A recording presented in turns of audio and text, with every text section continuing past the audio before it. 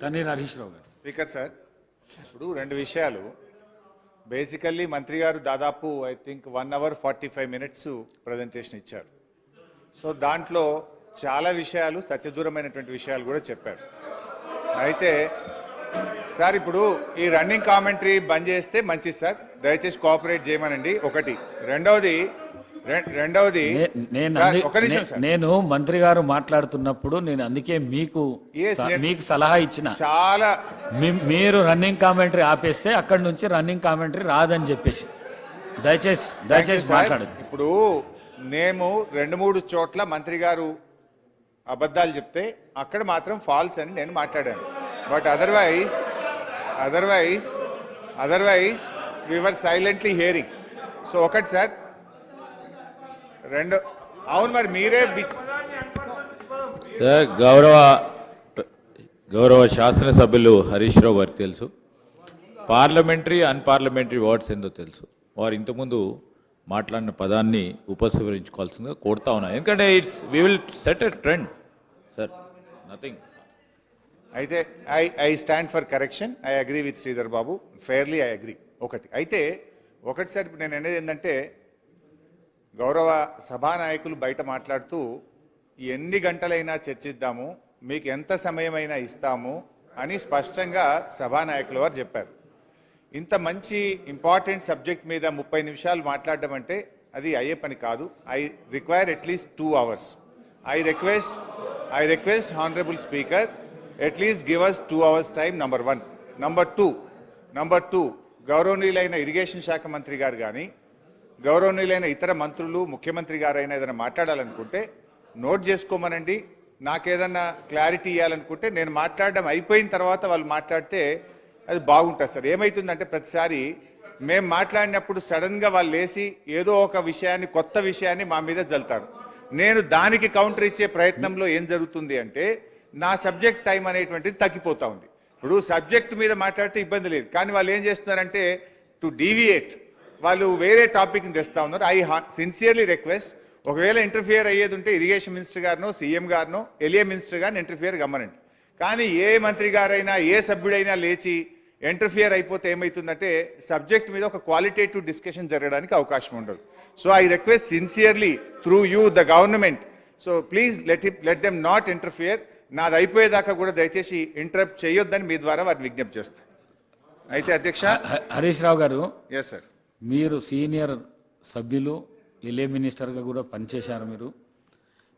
మీరు ఇరిగేషన్ మీద మాట్లాడుతున్నప్పుడు ఇరిగేషన్ మంత్రికి, ఎల్ఏ మినిస్టర్కు, సభాపతి నాయకునికి అవకాశం ఉంటుంది, అది మీకు కూడా తెలుసు. వారు మాట్లాడమన్నా సార్, అదర్ దాన్ దట్ అన్న, వారు కాకుండా ఇతరులు వద్దన్నా. Okay, right.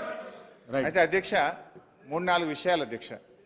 అయితే నాకేమో ఈ బుక్ ఇప్పుడే ఇచ్చారు, ఒకవైపు ప్రజెంటేషన్ చూడాలి, ఇంకొక వైపు బుక్ చూడాలంటే కొంచెం టైం సరిపోదు.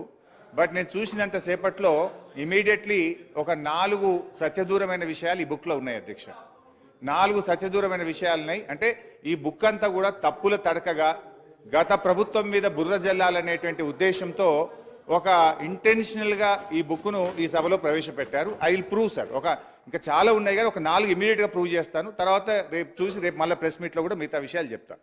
అయితే అధ్యక్ష, పాయింట్ నెంబర్ 1, పేజ్ నెంబర్ 16 మంత్రి గారు చూసుకోండి. Page number 16. అరే నేను మీకు చెప్పట్లేదు, నీటిపారుదల శాఖ మంత్రి ప్రజెంట్ చేశారు, వారికి చెప్తున్నాను.